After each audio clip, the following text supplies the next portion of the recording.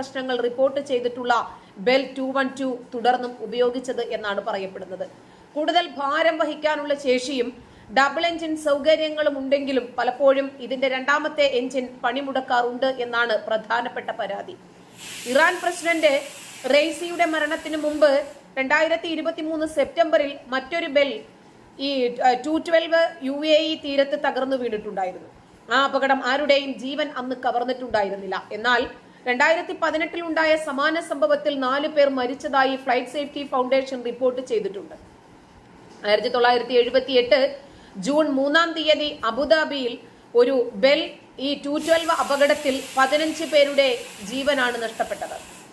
ഇന്ന് ആഗോളതലത്തിൽ സർക്കാരുകളും സ്വകാര്യ ഓപ്പറേറ്റർമാരും ഉപയോഗിച്ചു വരുന്ന ബെൽ 212 ഹെലികോപ്റ്റർ വിയറ്റ്നാം യുദ്ധകാലത്ത് വ്യാപകമായിരുന്ന UH-1N20 ഹുയിയുടെ സിവിലിയൻ പതിപ്പാണ് എന്നാണ്